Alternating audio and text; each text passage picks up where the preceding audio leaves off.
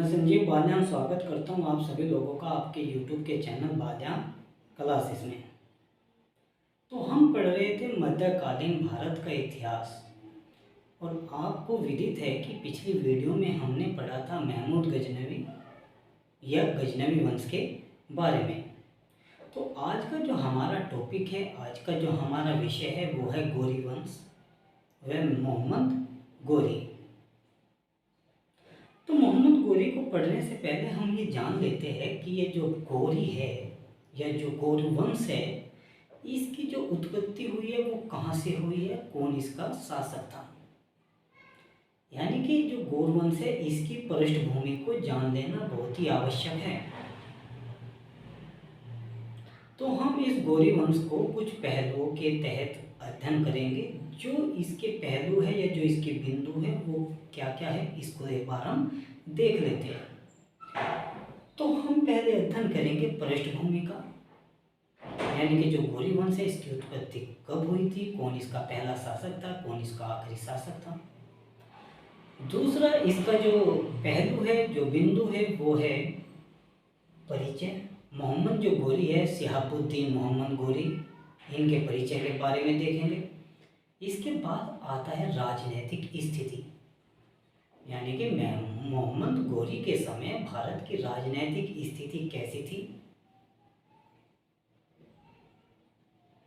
उस समय भारत के महत्वपूर्ण जो क्षेत्र थे वहाँ का राजा कौन था, इसके बारे में अध्ययन करेंगे। इसके बाद आता है मोहम्मद गौरी के आक्रमण। मोहम्मद गौरी ने भारत पर पहला आक्रमण कब किया, आखिरी आक्रमण कब किया, और इसमें महत्वपूर्ण आक्रमण के बारे में हम चर्चा करेंगे। इसके बाद आता है जो तुर्क है, तुर्कों की सफलता के कारण या राजपूतों की असफलता के क्या कारण थे। इन पहलुओं के तहत ही हम इसका अध्ययन करेंगे। तो शुरू करते हैं गौरी वंश या महमूद गौरी को।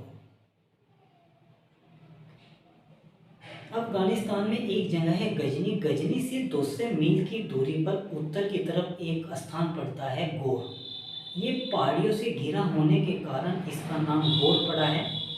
तो एक स्थान पड़ता है गौर, यहाँ पर ईरानी लोग शासन करते हैं जो अपने आप को संसबानी कहते हैं। यहाँ पर जो ईरानी शासन करते हैं जो अपने आप को संसबानी कहते हैं कि यहाँ के जो पहले लोग थे वो बौद्धिस्ट थे, यानी कि बौद्ध थे और महायान शाखा से संबंधित थे। लेकिन महमूद गजनवी ने उनको तलवार के बल पर इस्लाम धर्म में परिवर्तित कर दिया। तो उन्होंने क्या धर्म अपना लिया था, इस्लाम धर्म अपना लिया था। और ये अपने आप को संसबानी कहते थे। क्या कहते थे, संसबानी कहते थे। अब मैं आपको ये जो गौर प्रदेश है ये गजनी के उत्तर दिशा में पड़ता है और हेरात के और गजनी के मध्य में स्थित है। इसको एक बार हम मैप से समझ लेते हैं। तो यहाँ पर मैंने भारत का मैप बनाया है। हालांकि ये मैप जो है छोटा है लेकिन आप लोगों के समझने के लिए काफ़ी है। ये जो भारत की स्थिति है ये उत्तर पश्चिम स्थिति कहलाती है। उत्तर पश्चिम के पास में ही लगा हुआ क्या है, पाकिस्तान है, और पाकिस्तान से लगा हुआ क्या है, अफगानिस्तान है। अफगानिस्तान में एक जगह है गजनी। गजनी के उत्तर में गौर है और गौर के उत्तर में हेरात है। इनको मैप से थोड़ा ध्यान से समझो तो सारा समझ में आ जाएगा। अफगानिस्तान के उत्तर पश्चिम में ख्वारिज्म का शासन है। किसका शासन है, ख्वारिज्म का शासन है। और इसी जगह यानी कि अफगानिस्तान में तुर्कों की एक शाखा सल्जुक का भी शासन है। सल्जुक तुर्क भी शासन करते हैं। और इस समय जो गजनी है, गजनी का शासक बैराम शाह है। क्या है, बैराम शाह।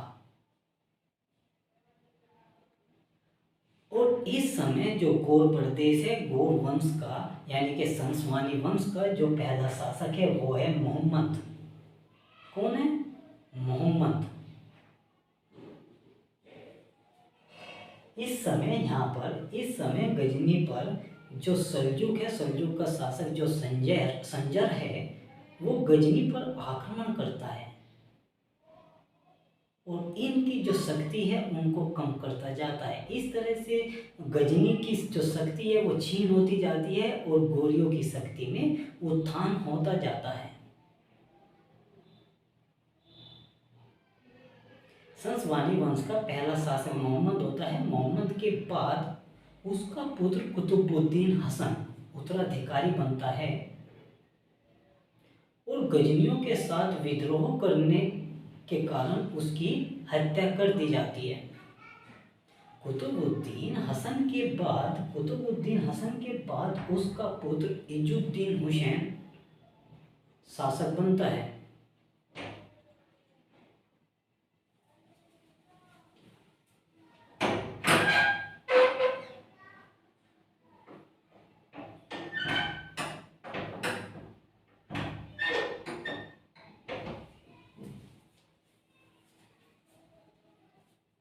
इजुद्दीन हुसैन शासक बनता है जो 1110 से लेकर के 1146 ईस्वी तक शासन करता है।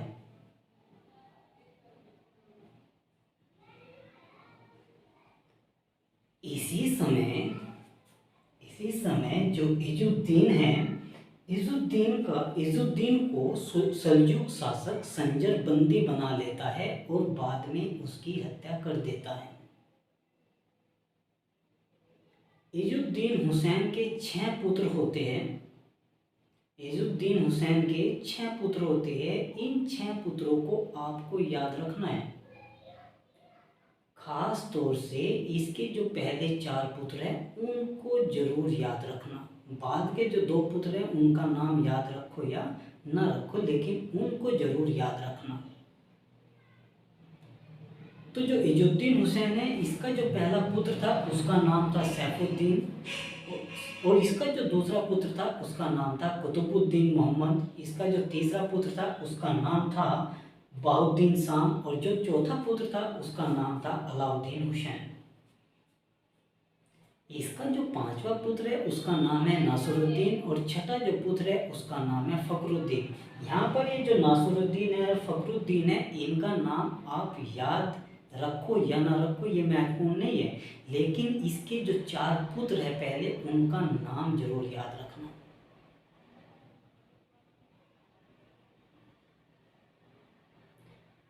अब जो है इतिहास में एक नया मोड़ आने वाला है, जिसमें बाद में आप देखोगे कि मोहम्मद गोरी भारत पर आक्रमण करता है और अपनी सत्ता स्थापित करता है। भारत पर तुर्की सत्ता को स्थापित करने वाला पहला शासक मोहम्मद गोरी ही है। कैसे उसने भारत पर अपनी सत्ता स्थापित की है उसको पढ़ने से पहले उसकी पृष्ठभूमि को पढ़ना है और उसी को हम पढ़ रहे हैं।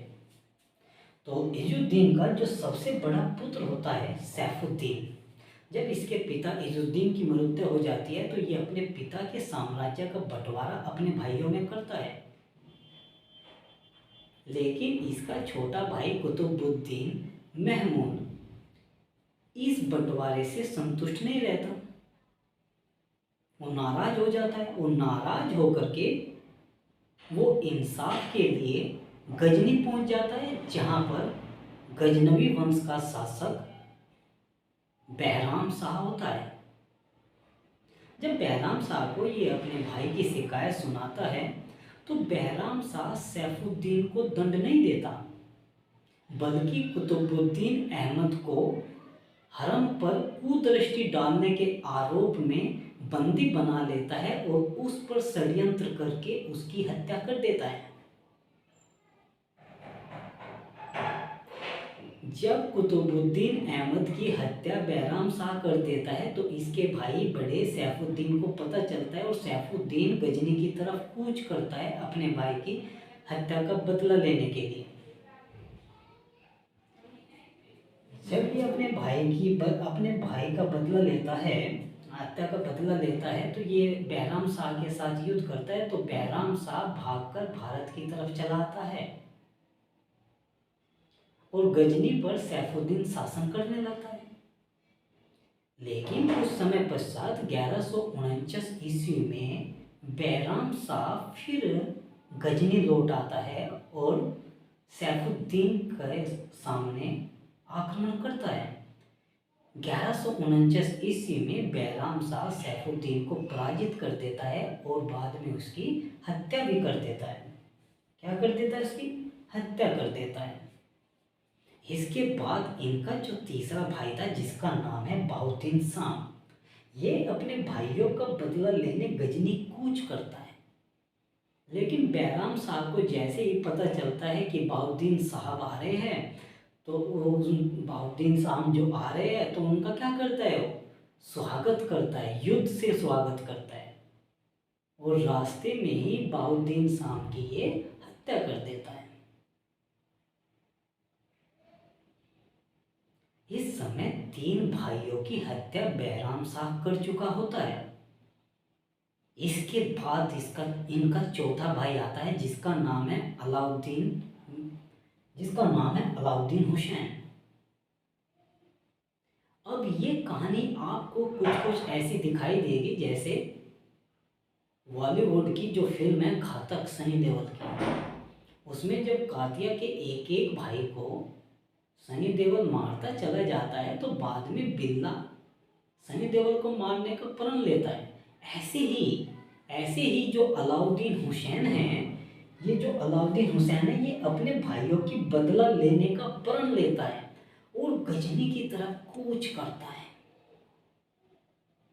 जब ये गजनी की तरफ कूच करता है, तो बैराम शाह को पता चल जाता है और इनका युद्ध होता है। और इस युद्ध में बैराम शाह को अलाउद्दीन हुसैन पराजित कर देता है और पराजित करने के बाद उसका बेरहमी से कत्ल करता है। उसके बाद ये गजनी को लूटता है, नरसंहार करता है और गजनी में आग लगा देता है। 7 दिन तक गजनी जलता रहता है। गजनी में आग लगाने के कारण ही ये जो अलाउद्दीन हुसैन है, इसको एक नए नाम से जाना जाता है, एक नई उपाधि से जाना जाता है, एक नए टाइटल से जाना जाता है। तो वो जो उपाधि थी वो थी जहां सोज या जगत दहाक। जहां माने होता है संसार और सोज माने होता है जलाने वाला, यानी कि संसार को जलाने वाला। तो संसार को जलाने वाला या जहां सोच की उपाधि अलाउद्दीन हुसैन को दी गई थी। ये क्वेश्चन एक बार नहीं, 2 बार नहीं, बहुत बार पूछा गया है कि गौरी वंश का या तुर्की वंश का कौन सा शासक है जो जहां सोज के नाम से भी जाना जाता है। तो कौन सा है? वो अलाउद्दीन हुसैन है। याद रखना इसको। इसके बाद इसको एक और उपाधि के नाम से जाना जाता है, वो है अस सुल्तान अल मुअज्जम। अस सुल्तान अल मुअज्जम, इसका मतलब होता है महान सुल्तान। और ये सुल्तान की उपाधि धारण करने वाला, यानी कि महान सुल्तान की उपाधि धारण करने वाला, ये विश्व का पहला व्यक्ति था। सुल्तान की उपाधि धारण करने वाला पहला व्यक्ति महमूद गजनवी था, लेकिन महान सुल्तान की उपाधि धारण करने वाला विश्व का पहला व्यक्ति कौन था? अलाउद्दीन हुसैन था। ये छोटे छोटे फैक्ट है जो आपको याद करने हैं। अगर आप लोगों ने इन फैक्ट्स को याद कर लिया तो आपका सिलेक्शन पक्का है। लेकिन ये फैक्ट्स तभी याद होंगे जब आप ध्यान से पढ़ोगे। तो ध्यान से पढ़ने, एकाग्रता बनाए रखिए। इसके बाद ये अलाउद्दीन हुसैन गजनी का क्या बन जाता है? शासक बन जाता है। एक तरह से गजनी का क्या बन जाता है? शासक बन जाता है। लेकिन इस समय ये जो अलाउद्दीन है, ये गौर प्रदेश से ही शासन चलाता है।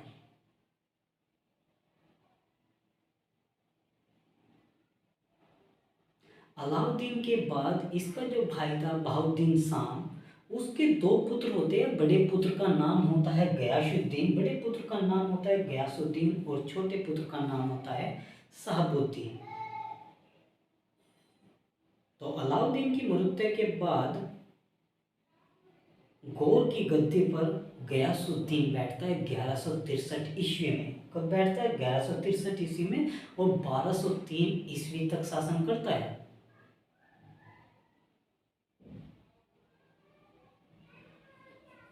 इसके बाद गयासुद्दीन 1173 ईस्वी में गजनी को विजित कर लेता है, और यहाँ का जो शासक है वो अपना भाई शहाबुद्दीन को नियुक्त करता है।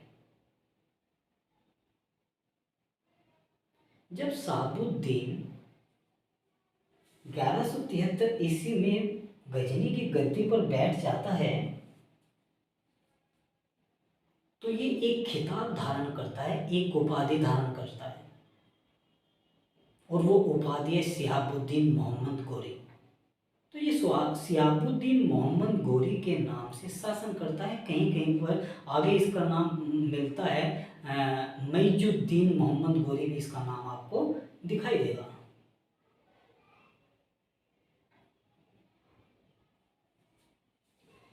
तो जब ये गजनी शासन कर रहे होते हैं दोनों भाई,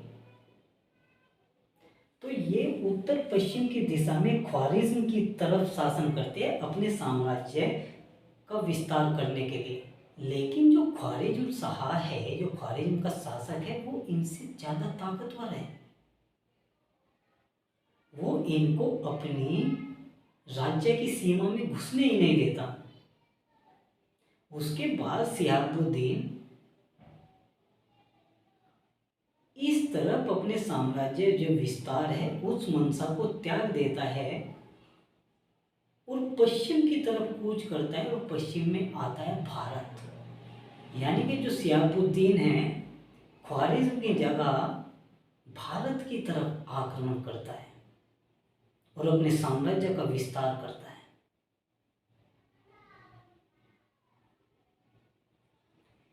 अब हमको इसी को पढ़ना है कि जो मोहम्मद गोरी है वो भारत पर कब आक्रमण करता है, कौन कौन से शासक इसके सामने होते हैं। तो एक बार हम देख लेते हैं जो मोहम्मद गोरी है उसके परिचय के बारे में।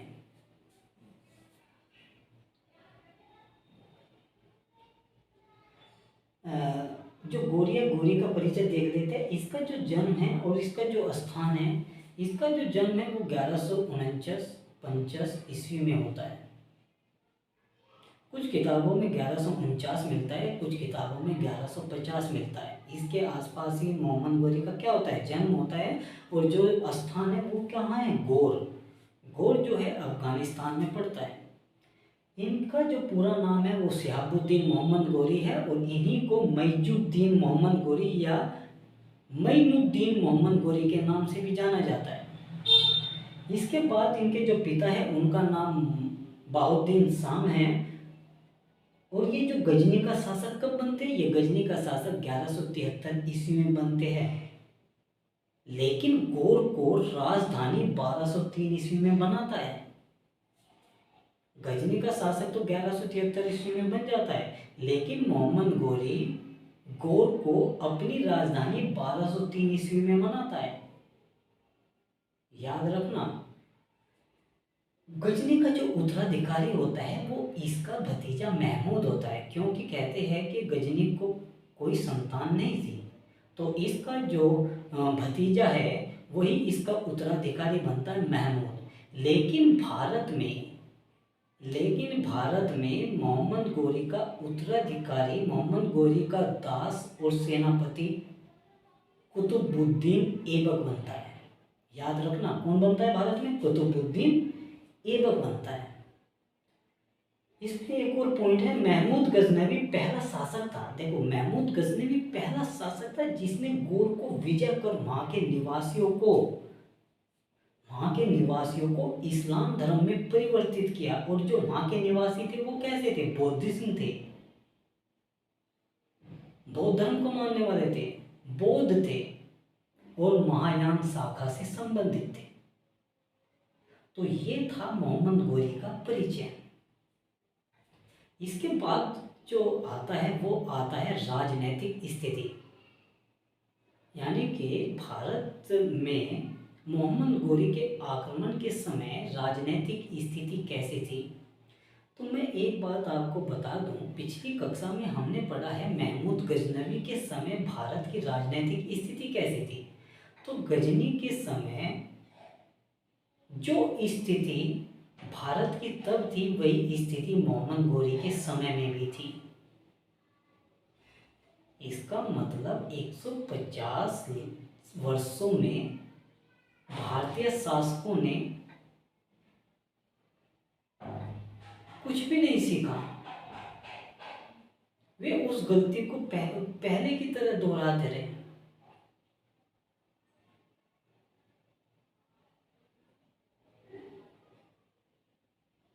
तो हम देखते हैं राजनीतिक स्थिति के बारे में।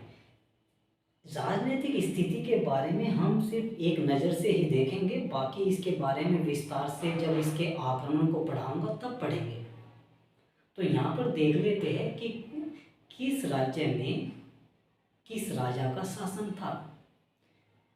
तो जब मोहम्मद गोरी भारत पर आक्रमण करता है तो उस समय मुल्तान सिंध जो पंजाब होते हैं, यहाँ पर एक मुस्लिम जाति होती है जिसको बोलते हैं करमाथी।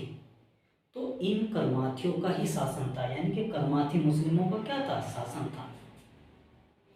इसके बाद जो गुजरात है, गुजरात में चालुक्य वंशीय भीम द्वितीय या मूलराज द्वितीय का शासन था। और इनकी जो माता थी नायिका, वो भीम द्वितीय की संरक्षिका थी, क्योंकि जब भीम द्वितीय राजा बनते हैं तो इनकी अल्प आयु रहती है, ये अवयस्क अवस्था में ही राजा बनते हैं। इसके बाद जो दिल्ली आता है और अजमेर आता है, दिल्ली और अजमेर, यहाँ का जो राजा था, जो शासक था, उसका नाम था चौहान वंशीय पृथ्वीराज चौहान तृतीय, जो उत्तर भारत का ही नहीं समस्त भारत का सबसे ताकतवर शासक था। इसके बाद आता है कन्नौज। कन्नौज में गढ़वाल वंशीय जो जयचंद है, जयचंद का शासन था। कन्नौज के बाद बुंदेलखंड आता है, और बुंदेल जो खंड है, बुंदेलखंड में चंदेल वंशों का शासन था। और चंदेल वंश में इस समय जो शासक था उसका नाम था परमर्दी देव। परमर्दी देव के ही दो महत्वपूर्ण सेनापति थे जिनका नाम था आला उदल। इन सब के बारे में हम चर्चा करेंगे जब हम राजकीय प्रांत के बारे में पढ़ेंगे। जो प्रांतीय राजवंश आएगा महत्वपूर्ण टॉपिक, जब हम उसके बारे में पढ़ेंगे तब इनके बारे में डिटेल से चर्चा करेंगे। इसके बाद आता है बिहार। बिहार में इस समय यानी कि मोहम्मद गोरी के समय इंदुमन भीरू का शासन था। बिहार के बाद आता है बंगाल, और बंगाल में इस समय सेन वंश का शासन था। और यहाँ के जो राजा थे, जो शासक थे, उनका नाम था लक्ष्मण सेन। लक्ष्मण सेन के दरबार में ही एक कवि रहते थे जिनका नाम था जयदेव, जिन्होंने गीत गोविंद की रचना की थी। और ये जल्दी से याद नहीं रहता कि जो जयदेव है वो किसके दरबारी कवि थे। तो ध्यान से अगर आप पढ़ोगे तो आराम से करोगे, तो ध्यान से पढ़ो। इसके बाद आता है बयाना। जो बयाना स्थान है वो भरतपुर में है, राजस्थान के भरतपुर में जो बयाना है, वहाँ पर जो शासन था वो यदुवंशी का था। किसका था? यदुवंशी का। और यदुवंशी के जो राजा थे उनका नाम था कुमारपाल। इसके बाद आता है मध्य प्रदेश का ग्वालियर। इस समय यहाँ का जो शासन था वो परिहार वंश का था, और यहाँ के जो शासक थे उसका नाम था सुलक्षण पाल। तो ये हो गया मोहम्मद गोरी के समय भारत की राजनीतिक स्थिति के बारे में। इसके आगे हम पढ़ेंगे मोहम्मद गोरी के आक्रमणों को, कि मोहम्मद गोरी ने भारत पर कब कब आक्रमण किया। तो आप इसको नोट कर लीजिए।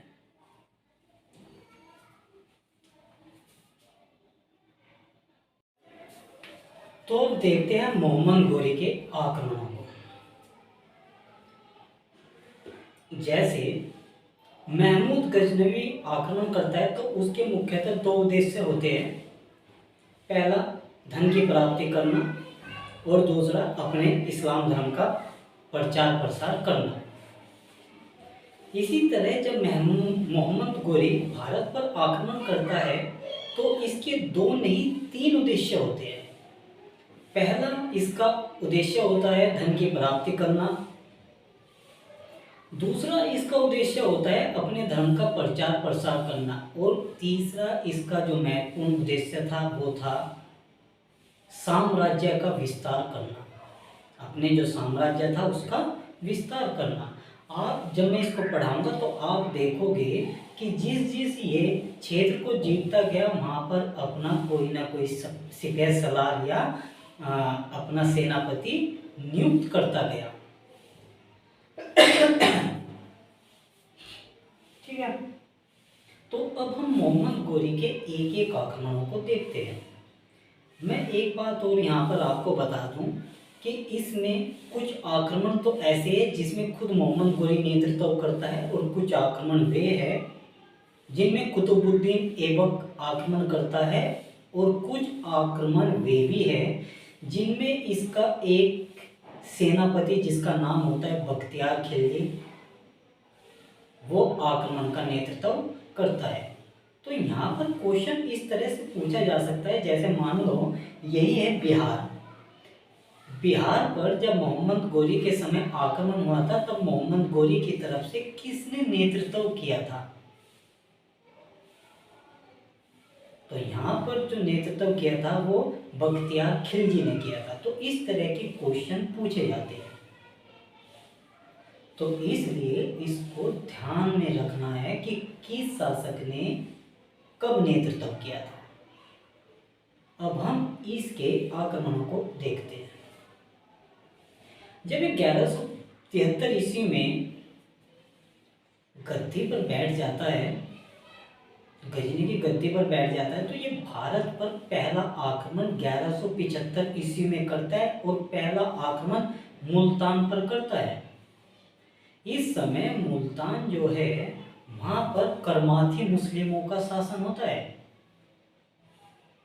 मोहम्मद गोरी भी मुस्लिम था, और वहां के शासन करने वाले जो शासक थे वे भी क्या थे? मुस्लिम थे। तो इस तरह से मोहम्मद गोरी को मुस्लिमों का आसानी से साथ मिल जाता है। तो मोहम्मद गोरी की पहली जो विजय थी वो मुल्तान थी 1175 ईस्वी में। इसी के साथ वो सिंध पर आक्रमण करता है, और सिंध को भी क्या करता है? जीत लेता है। जब सिंध को जीत लेता है तो ये फिर भारत में आगे बढ़ता है, और आगे कहाँ तक बढ़ता है? आगे बढ़ता है गुजरात में। गुजरात में अन्हेलवाड़ा पर ये आक्रमण करता है, यानी कि गुजरात में जो शासक है भीमद्वितीय, उसकी राजधानी होती है अन्हेलवाड़ा। यहाँ पर ये आक्रमण करता है। अन्हेलवाड़ा में ही एक स्थान होता है जिसका नाम है पाटन। तो इसको अन्हेलवाड़ा या पाटन के युद्ध के नाम से भी जाना जाता है। इसी को आबू का युद्ध भी कहा जाता है। किसका युद्ध कहा जाता है? आबू का युद्ध कहा जाता है, जो 1178 ईस्वी में लड़ा गया था। 1178 एडी में ये लड़ा गया था। जब महमूद गजनवी पाटन का युद्ध लड़ता है, इस समय इसका सामना कौन करते हैं? भीमद्वितीय करता है, और भीमद्वितीय की माता नयिका देवी करती है। कौन करती है? नयिका देवी करती है। इस समय जो भीम द्वितीय है या जो मूलराज द्वितीय है ये अवयस्क अवस्था में है, यानी कि बहुत ही कम उम्र का है। इसके संरक्षिका के रूप में इसकी माता नयिका देवी इस युद्ध का नेतृत्व करती है और इस युद्ध में मोहम्मद गोरी को बहुत बुरी तरह से पराजित किया जाता है। नयिका देवी बड़ी बहादुरी के साथ लड़ती है और मोहम्मद गोरी को धूल चटा देती है। भारत में ये मोहम्मद गोरी की पहली हार थी। इस हार से इसने ये सबक लिया कि मुझे पहले छोटे छोटे राज्यों को जीतना होगा, छोटे छोटे शासकों को जीतना होगा, बड़े राजाओं पर आक्रमण नहीं करना है।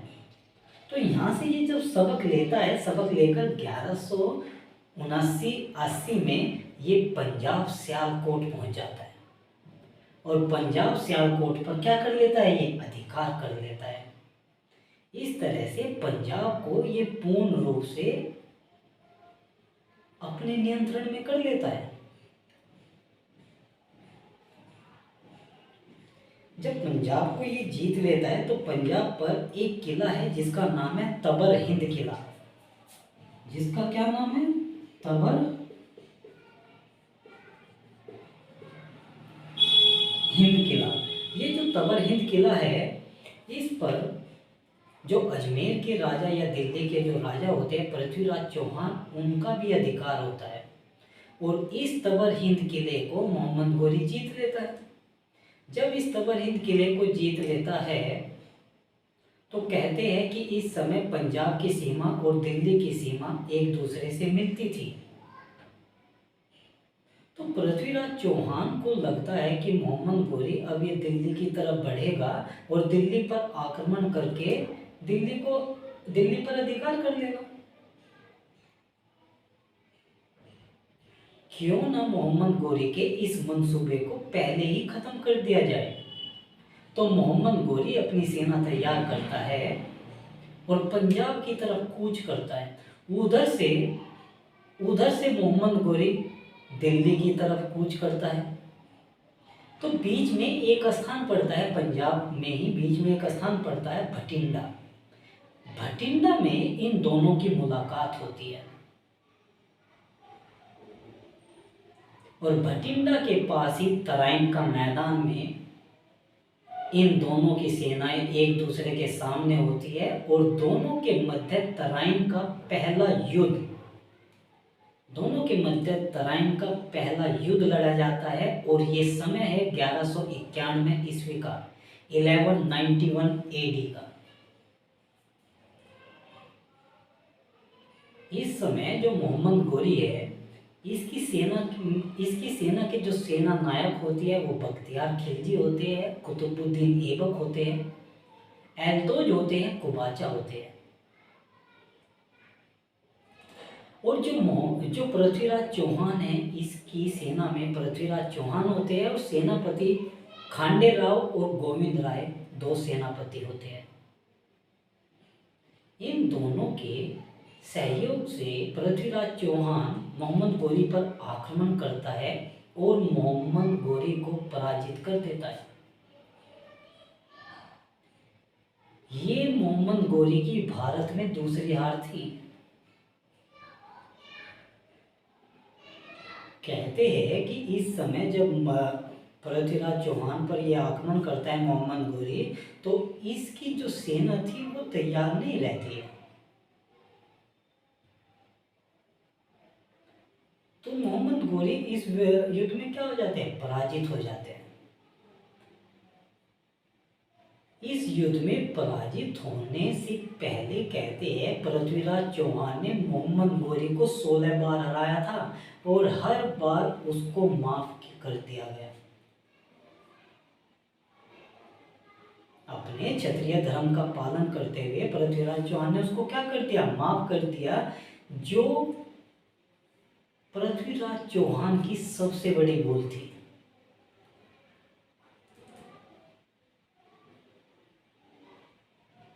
ये माफ करता है इसको, लेकिन मोहम्मद गोरी आगे चलकर माफ नहीं करता।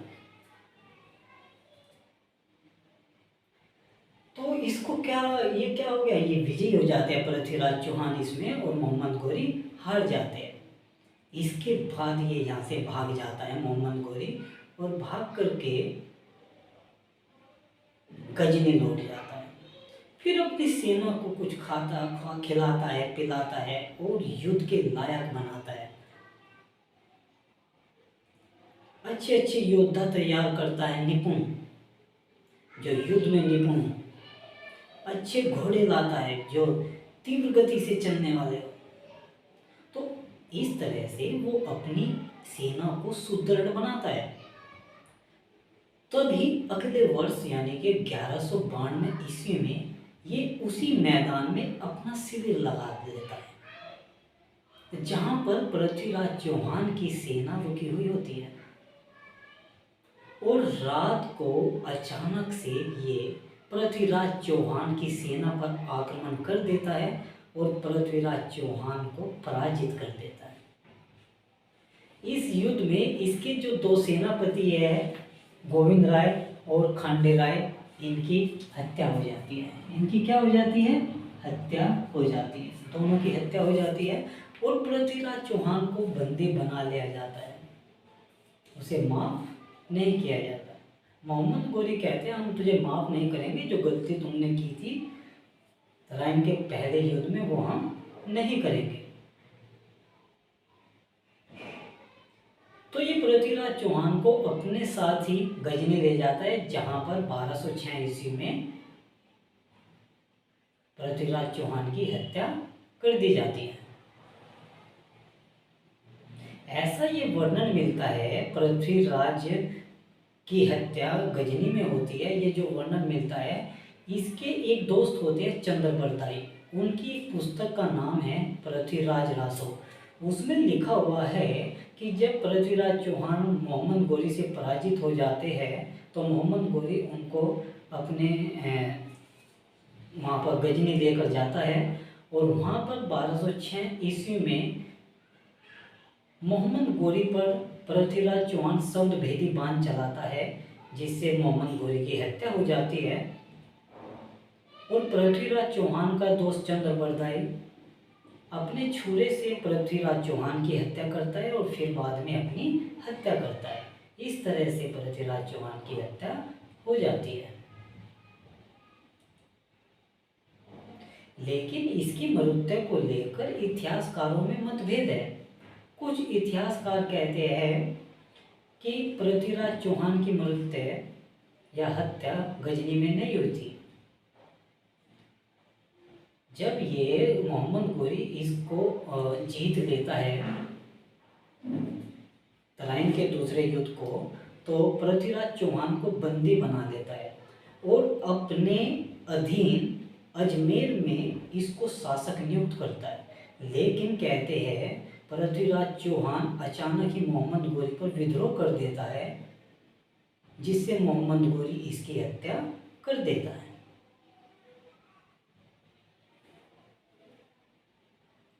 तो इसमें कुछ इतिहासकारों के मत है, लेकिन ज़्यादातर इतिहासकारों ने यही माना है कि जो चंद्रबरदाई में लिखा हुआ है वही सत्य है। जब मोहम्मद गोरी तराइन के दूसरे युद्ध को जीत लेता है तो पृथ्वीराज चौहान के जो सिक्के होते हैं उन पर अपना नाम खुदवाता है और नाम खुदवाता है मोहम्मद सिहाबुद्दीन मोहम्मद गोरी।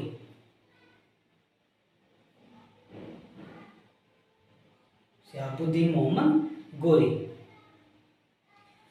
इसके बाद आता है कन्नौज। इसके बाद आता है कन्नौज का युद्ध या चंदावर का युद्ध। कन्नौज जो है इटावा के पास का जो क्षेत्र है, इटावा जो है वहाँ पर है। तो कन्नौज में 1194 ईस्वी में युद्ध होता है। इस युद्ध में एक तरफ गोरी की सेना होती है, दूसरी तरफ गढ़वाल शासक जयचंद की सेना होती है। कहते हैं कि कन्नौज पर आक्रमण करने का मुख्य कारण ये था कि वहाँ जो दोआब क्षेत्र था, गंगा जमुना का जो दोआब क्षेत्र था वो बहुत ही उपजाऊ था, आज भी उपजाऊ है, तब भी उपजाऊ ही था।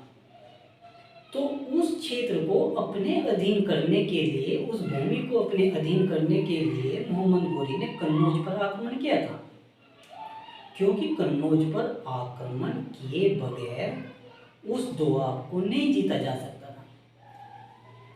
इस युद्ध में, जब ये युद्ध होता है, तो इस युद्ध में कुतुबुद्दीन ऐबक, जो मोहम्मद गोरी का दास होता है, उसका एक तीर जयचंद की आंख में लग जाता है और जयचंद घोड़े से गिर जाता है। फिर ये घायल हो जाता है और बाद में इसकी हत्या हो जाती है। तो जब जयचंद की हत्या हो जाती है तो उसकी सेना जो है आत्मसमर्पण कर देती है। इस तरह से कन्नौज का या चंदावल का युद्ध मोहम्मद गोरी जीत लेता है। ये युद्ध इतना महत्वपूर्ण था भारतीय इतिहास में मोहम्मद गोरी के लिए, कि इतना महत्वपूर्ण था कि इस युद्ध के बाद ही तुर्कों की भारत में सत्ता की स्थापना का मार्ग प्रशस्त हुआ था, या मार्ग खुला था।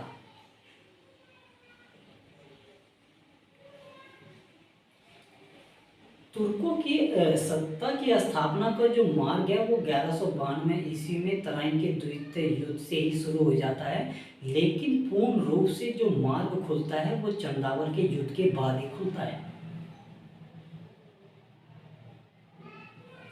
इसके बाद 1195-96 ईस्वी में ये कुतुबुद्दीन ऐबक पहुंच जाते हैं बयाना। बयाना भरतपुर राजस्थान में पड़ता है और यहाँ के जो राजा है उनका नाम है कुमारपाल।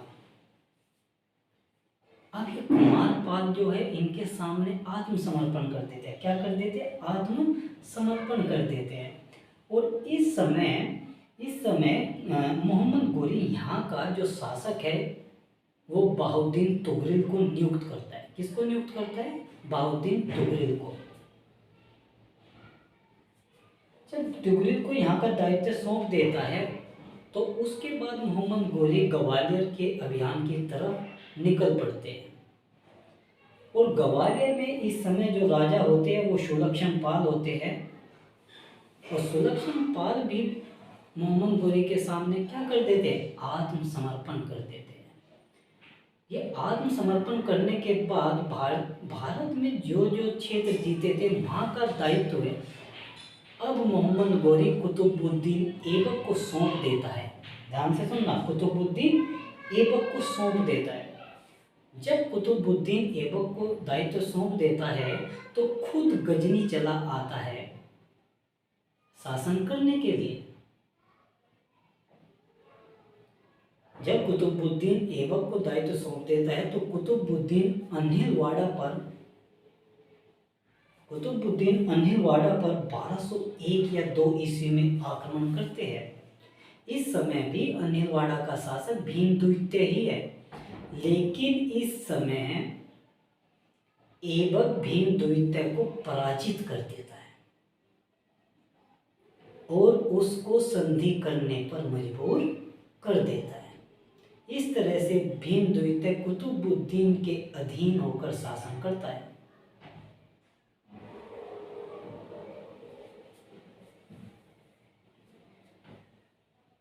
इसके बाद आता है बुंदेलखंड। क्या आता है? बुंदेलखंड। बुंदेलखंड में इस समय जो शासक है वो चंदेल वंशीय परमर्दी देव है। कौन है? चंदेल वंशीय परमर्दी देव है।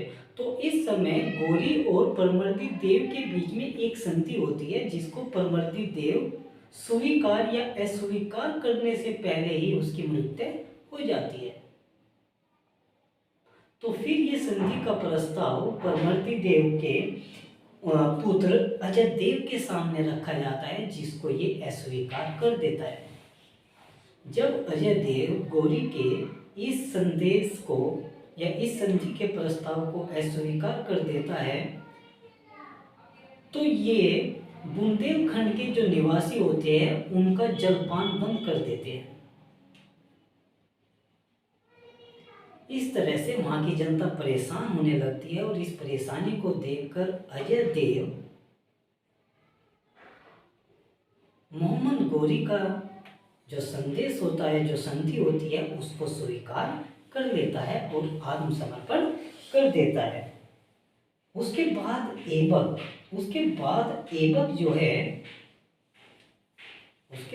ऐबक, मोहब्बा पर और खजुराहो पर अधिकार करता है और यहाँ पर हसन अर्नल को दायित्व सौंपता है।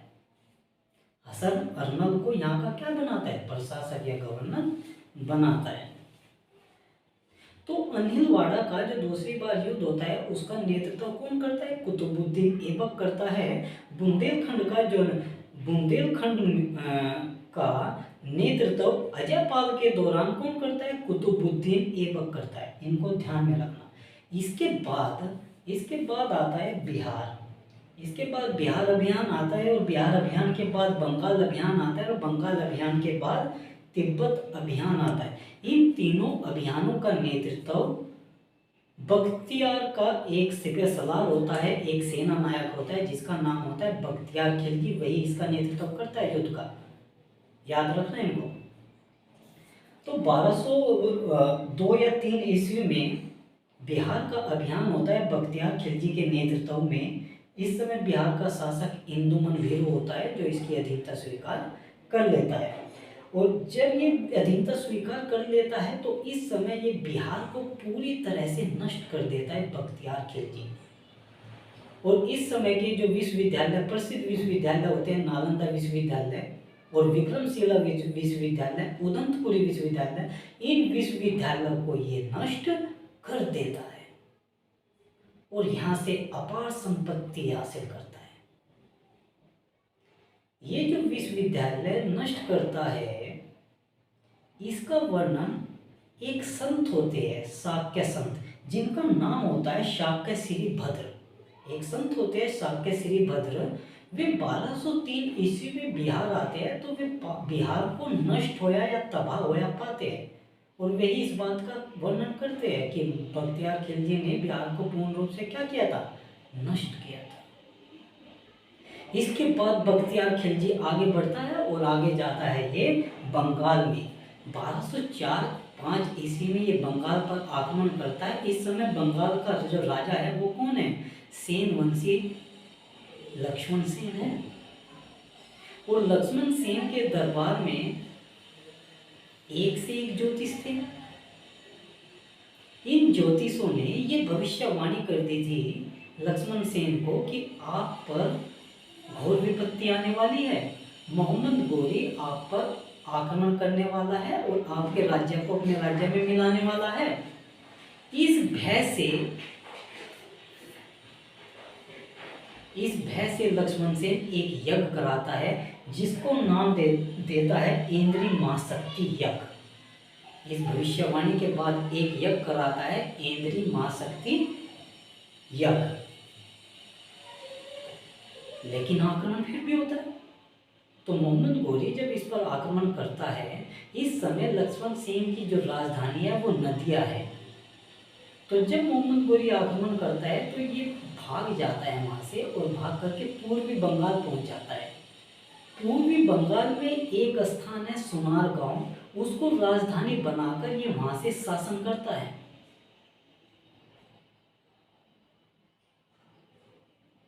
और इस समय जो बख्तियार खिलजी जो इस युद्ध का नेतृत्व करता है वो अपनी राजधानी बंगाल में लखनौती को बनाता है। तो यहाँ पर आपको बहुत ध्यान से पढ़ना है, बहुत ध्यान देना है कि जो लक्ष्मण सेन है वो पूरी बंगाल में पहुंचकर सुनार गांव को राजधानी बनाता है, वहां से शासन करता है। उसकी पहली राजधानी नदिया थी। लखनौती से उसकी राजधानी का कोई मतलब नहीं है, कोई संबंध नहीं है। लखनौती जो राजधानी है उस समय बख्तियार खिलजी बनाता है और बख्तियार खिलजी वहां पर शासन करता है।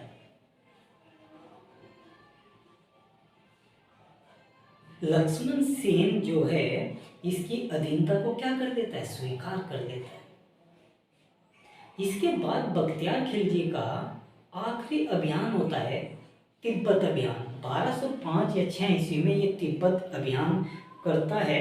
जब ये तिब्बत अभियान करता है तो कहते हैं कि इसको तिब्बत में विजय प्राप्त नहीं होती, वहाँ पर बहुत भारी हानि होती है, इसकी सेना तितर बितर होती है और युद्ध करने के लायक नहीं रहती। तो वहाँ पर ये हार का सामना करता है और वापिस लौट आता है।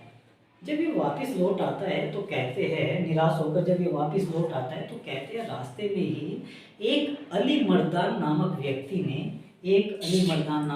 ने 1206 ईस्वी में इसकी हत्या कर दी थी। इसकी क्या कर दी थी? हत्या कर दी थी। इसके बाद ये जो गोरी है,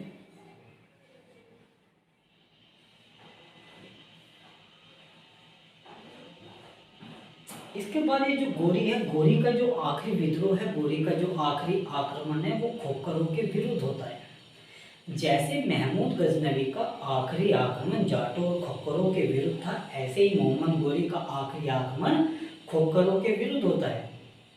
और पंजाब में दमियत नामक स्थान पर खोखरों को जीतने के बाद ये अपना शिविर लगाता है और रात को विजय उत्सव मनाता है और कहता है कि आज विजय उत्सव मनाएंगे और सुबह कल अपने गजनी वापस या गौर वापस लौट जाएंगे। तो कहते हैं जब ये रात को विजय उत्सव मनाता है, मनाने के बाद ये जब आराम करते हैं तो कुछ विद्रोही आकर के मोहम्मद गोरी की हत्या कर देते हैं। जब इसकी हत्या कर देते हैं 1206 ईस्वी में दमियत नामक स्थान पर, जो सिंधु नदी के किनारे है, वहाँ पर इसकी क्या कर देते हैं? हत्या कर देते हैं। तो इस तरह से मोहम्मद गोरी का जो विजय यात्रा है, जो विजय अभियान है, वो सब यात्रा में तब्दील हो जाती है। जरा सोचो क्या मंजर रहा होगा उस वक्त। भारत को जीतने के बाद जो गजनी लौटकर अपनी प्रशंसा करेगा, लोगों को, वहाँ के निवासियों को बताएगा कि मैं भारत को जीत कर आया हूँ, तो कैसा महसूस करेगा। लेकिन उससे पहले ही उसकी क्या हो जाती है? हत्या हो जाती है। तो इसके मंसूबों पर पानी फिर जाता है। इसमें एक बात और है, ये जो अन्हिलवाड़ा पर विजय प्राप्त कर देता है, अन्हिलवाड़ा पर विजय प्राप्त कर लेता है और यहाँ पर वो अन्हिलवाड़ा पर आक्रमण करता है और यहाँ पर इसको हार मिलती है पहली बार। तो यहाँ से ये एक सबक लेता है कि भारत में पहले बड़े राजाओं पर वार नहीं करना चाहिए, आक्रमण नहीं करना चाहिए, छोटे छोटे राज्यों को जीतो। तो तब ये कहाँ पहुँच जाता है? पंजाब और सियालकोट में पहुँच जाता है। पंजाब को पूरी तरह से अपने अधीन करता है। तब ये धीरे धीरे भारत पर आक्रमण करता है। तो ये था मोहम्मद गोरी के आक्रमण के बारे में। अब इससे आगे जो हम पढ़ेंगे वो होगा मोहम्मद गोरी या तुर्कों की विजय का कारण और राजपूतों की पराजय के कारण क्या थे, जो यूपीएससी या स्टेट पीसीएस के मेन एग्जाम की दृष्टि से बहुत ही महत्वपूर्ण टॉपिक है। वहाँ से क्वेश्चन इस तरह से पूछा जाता है कि मोहम्मद गोरी के आक्रमण करने के क्या कारण थे। इस तरह के क्वेश्चन पूछे जाते हैं। या जो राजपूत थे उनकी जो हार थी, उस हार के क्या कारण थे, प्रकाश डालिए। तो इसको आप एक बार स्क्रीनशॉट ले लीजिए, फिर आगे करते हैं।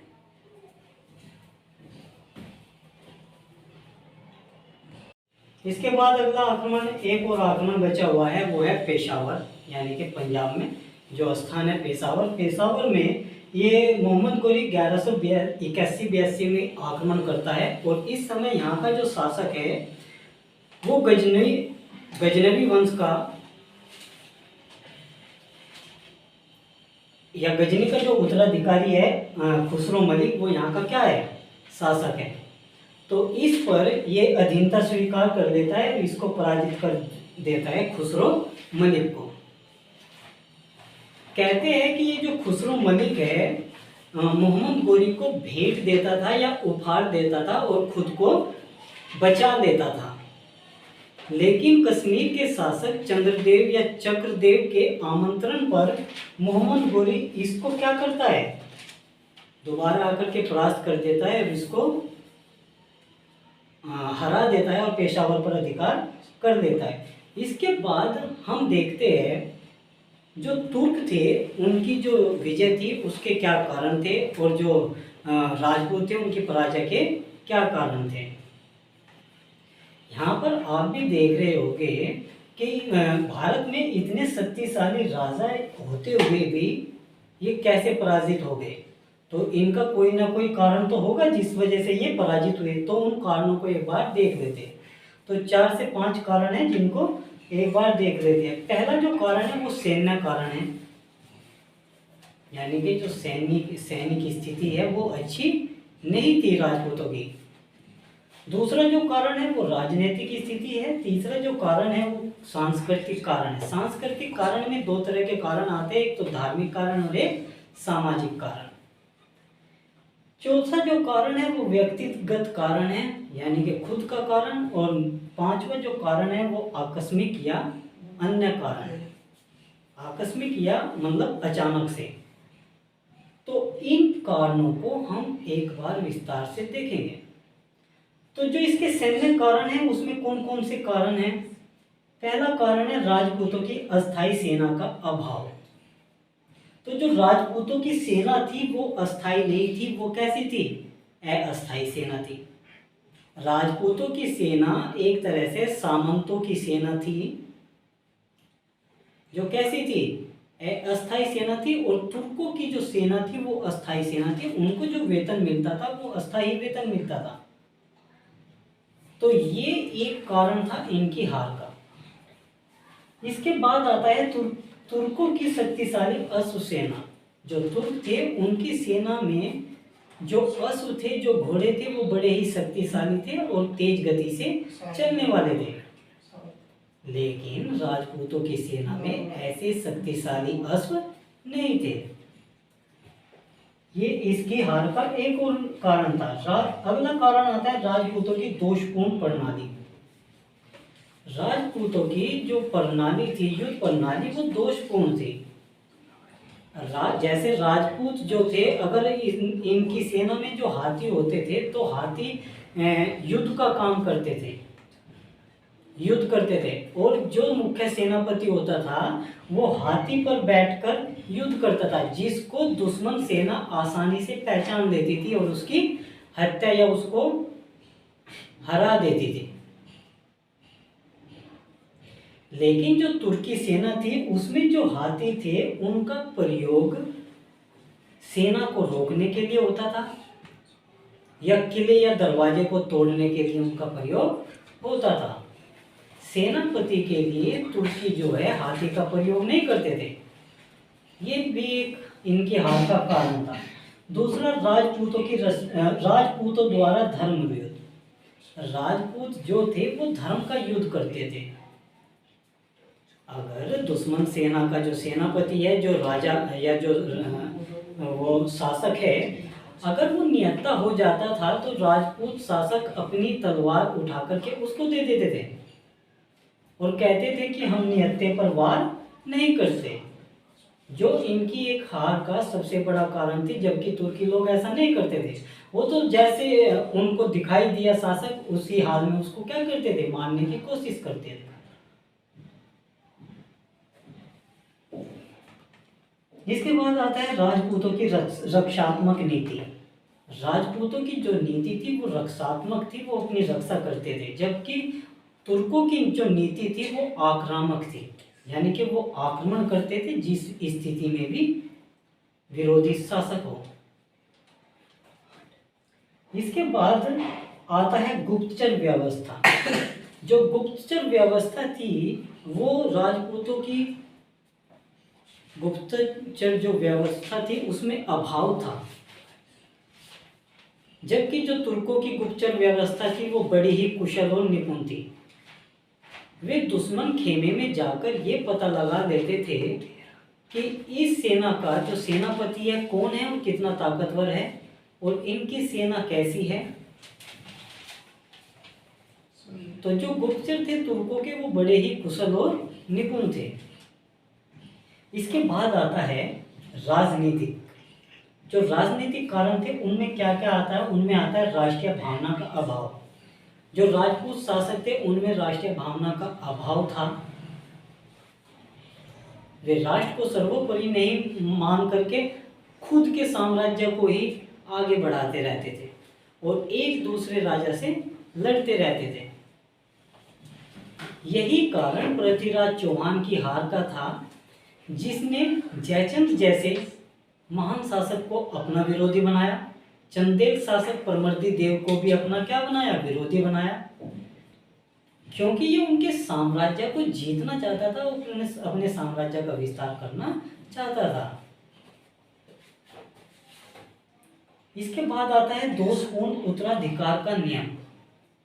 जो राजपूत शासक थे इनके जो उत्तराधिकारी थे वो वंशानुगत थे, यानी कि राजा के बाद उसका पुत्र क्या बनेगा, राजा बनेगा, चाहे वो उसके योग्य हो या ना हो। लेकिन जो तुर्क थे, तुर्क सरदार थे, जो तुर्क शासक थे, उनके जो उत्तराधिकारी थे वो वंशानुगत नहीं थे, बल्कि निपुण, कुशल और योग्य जो व्यक्ति था वही शासक बनता था, वही सेनापति बनता था। और यही तुर्कों की जीत का सबसे बड़ा कारण था। इसके बाद आता है सीमांत प्रदेशों के प्रति उदासीनता। तो जो राजा थे, राजपूत राजा थे, शासक थे, उनकी सीमा से जो सीमा लगी हुई थी, उस राज्य के जो राजा थे वो एक दूसरे से क्या करते थे, ईर्ष्या करते थे, द्वेष करते थे, क्योंकि सभी जो राजपूत राजा थे एक दूसरे के राज्य को हड़पना चाहते थे और अपने साम्राज्य का विस्तार करना चाहते थे। इसलिए सीमावर्ती जो राजा थे उनके अंदर क्या पैदा हो गई, उदासीनता, द्वेष। इसके बाद आता है सांस्कृतिक कारण। सांस्कृतिक कारण में दो कारण हैं, धार्मिक कारण और सामाजिक कारण। तो धार्मिक कारण में पहला कारण है धार्मिक अंधविश्वास। तो जो राजपूत शासक थे वो अंधविश्वासी हो गए थे। वो जादू टोने या भविष्यवाणी में विश्वास करने लगे थे। जैसे आपने देखा होगा जो लक्ष्मण सेन थे पाल वंश के जो राजा, वे भविष्यवाणी के आधार पर ही युद्ध करते थे तो ये क्या था, ये था धार्मिक अंधविश्वास। और तुर्क जो थे, तुर्कों में धार्मिक उत्साह था, वे धर्म के लिए, जिहाद के लिए युद्ध करते थे, अपने धर्म को सर्वोपरि मानते थे, धर्म का प्रचार प्रसार करते थे, पूरी दुनिया में अपने धर्म को फैलाना चाहते थे। तो उनमें धर्म का क्या था, उत्साह था, और इनमें राजपूतों में धर्म का अभाव था। इसके बाद आता है सामाजिक कारण। तो सामाजिक कारण में पहला कारण है वर्ण व्यवस्था। तो समाज जो है 4 वर्णों में बटा हुआ था, ब्राह्मण, क्षत्रिय, वैश्य और शूद्र। तो कहते हैं कि राज्य की रक्षा करना या देश की रक्षा करना क्षत्रियों का ही धर्म था। ये जो कार्य है ये क्षत्रियों को ही सौंप रखा था। तो बाकी के जो वर्ण हैं वे ये सोचते हैं कि जब ये कार्य क्षत्रियों को ही सौंपा गया है तो हम क्यों इस युद्ध में भाग लें। तो वे थोड़ा हट जाते थे इस बात से। इसके बाद आता है जातियों का बाहुल्य, यानी कि जो जाति थी, बहुत सारे जो वर्ण था वो बहुत सारी जातियों में बट गया था, और इस तरह से जो शासक थे और जो जनता थी उनके बीच में जाति पाति, ऊंच नीच का भाव पैदा हो गया था। युद्ध में मुख्यतः बड़े लोग ही, सामंत लोग ही भाग लेते थे, जबकि छोटे लोगों को भाग लेने नहीं दिया जाता था। इसके बाद आता है व्यक्तिगत कारण। व्यक्तिगत कारण का मतलब होता है खुद की अपनी ही जीत या अपने ही साम्राज्य का विस्तार करना। तो जो व्यक्तिगत कारण थे, जैसे जो जयपाल था, पंजाब का जो शासक जयपाल था, ये क्या करता है, जब ये जयपाल पराजित हो जाता है, जब ये जयपाल क्या हो जाता है, पराजित हो जाता है, किससे, मोहम्मद बिन उससे किससे, ये जो जयपाल है ये पराजित होता है महमूद गजनवी से। किससे पराजित हो जाता है? महमूद गजनवी से। जब ये महमूद गजनवी से पराजित हो जाता है तो ये आत्मदाह कर लेता है, आत्महत्या कर लेता है, जबकि इसको युद्ध करना चाहिए था। युद्ध में वो जीते या हारे वो बात अलग है, लेकिन इसको युद्ध करना चाहिए था। ऐसे ही जयचंद, जयचंद क्या करते हैं, जयचंद जो है पृथ्वीराज चौहान से किनारा कर लेते हैं या उससे दुश्मनी कर लेते हैं, क्योंकि पृथ्वीराज चौहान जयचंद की पुत्री संयोगिता का अपहरण करके शादी कर लेता है। तो इस वजह से जयचंद और पृथ्वीराज चौहान जो है एक दूसरे के दुश्मन हो जाते हैं। लेकिन इसका मतलब ये नहीं है कि इन दोनों की दुश्मनी का फायदा बाहर वाले उठाए। अगर बाहर वाले या तुर्की अगर आक्रमण कर रहे हैं तो कम से कम दोनों को एक दूसरे का साथ देना चाहिए था, लेकिन ये अपनी व्यक्तिगत कारण से क्या रहे, एक दूसरे से अलग रहे, और जो इनकी हार का कारण बने। इसके बाद आता है अगला कारण, आकस्मिक कारण या अन्य कारण। आकस्मिक मतलब अचानक से युद्ध में कुछ हो जाना, उसी को बोलते हैं आकस्मिक कारण। तो ऐसे आकस्मिक घटना क्या घटी थी जिससे राजपूतों की पराजय हुई? तो पहली घटना सुबुक्तगीन और जयपाल के समय घटती है। जब सुबुक्तगीन और जयपाल का युद्ध हो रहा होता है 886 ईस्वी में, तो भीषण वर्षा होती है और उस वर्षा में जयपाल की जो सेना है वो साहस तोड़ देती है और तितर बितर हो जाती है, जो जयपाल की हार का कारण बनती है। उसके बाद महमूद गजनवी और आनंद पाल के बीच जब युद्ध होता है तब भी कुछ ऐसा ही होता है। तब क्या होता है, तब युद्ध में आनंद पाल का जो हाथी है वो युद्ध में भयभीत हो जाता है और बिगड़ जाता है और अपनी ही सेना को तहस नहस करने लगता है, जिससे सेना में भगदड़ मच जाती है और ये जो आनंद पाल है ये आत्मसमर्पण कर देता है। ऐसे ही एक वाकया होता है चंदावर के युद्ध में, जब मोहम्मद गोरी और इसका चंदावर के युद्ध में मोहम्मद गोरी और जयचंद का युद्ध हो रहा होता है, तब कुतुबुद्दीन ऐबक का एक तीर जयचंद की आंख में लग जाता है और वो घोड़े पर से गिर जाता है, जिससे युद्ध क्या हो जाता है, समाप्त हो जाता है और जयचंद मारा जाता है। तो कुल मिलाकर के ये कारण थे राजपूतों की हार के कारण। इसके बाद हम देखते हैं कुछ मुख्य बिंदु, महत्वपूर्ण बिंदुओं पर चर्चा कर लेते हैं। तो जो ये मोहम्मद गोरी था जब भारत पर आक्रमण करता है तो गोमल दर्रे से प्रवेश करता है। किससे प्रवेश करता है? गोमल दर्रे से, जबकि महमूद गजनवी खैबर दर्रे से प्रवेश करता था।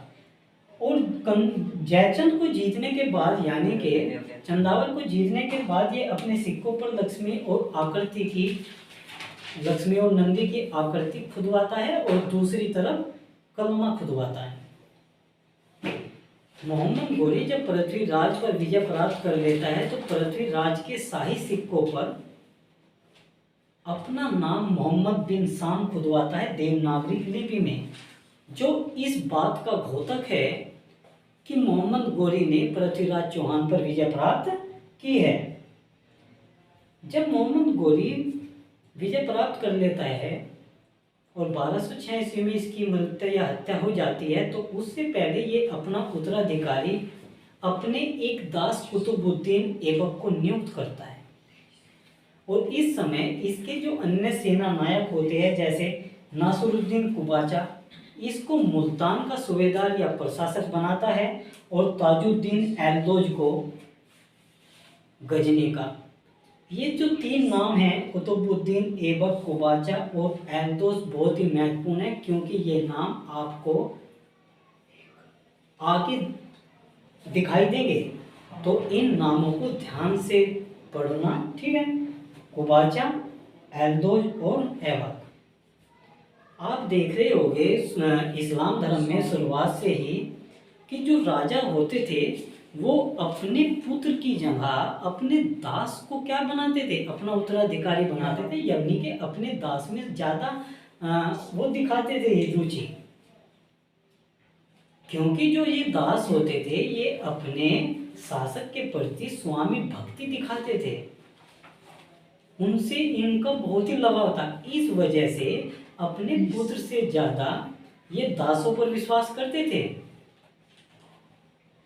जैसे हज्जाज थे, हज्जाज ने मोहम्मद बिन कासिम को बनाया अपना उत्तराधिकारी। ऐसे ही इन्होंने ऐबक ने कुतुबुद्दीन ऐबक को, वो मोहम्मद गोरी ने कुतुबुद्दीन ऐबक को। ऐसे ही आगे चलकर आप देखोगे कि कुतुबुद्दीन जो दास होता है वो एक और जो दास होता है इल्तुतमिश, उसको अपना उत्तराधिकारी नियुक्त करता है। तो ये दासों के प्रति कुछ ज़्यादा ही रुचि रखते थे, इस वजह से दासों को क्या बनाते थे, अपना उत्तराधिकारी। तो ये था मोहम्मद गोरी। इसके बाद शुरू होगा हमारा दिल्ली सल्तनत। और दिल्ली सल्तनत में जो पहला वंश होगा वो मामलुक वंश या गुलाम वंश के नाम से जाना जाएगा, जिसकी स्थापना करता है कुतुबुद्दीन ऐबक। तो इसको स्क्रीनशॉट ले लीजिए।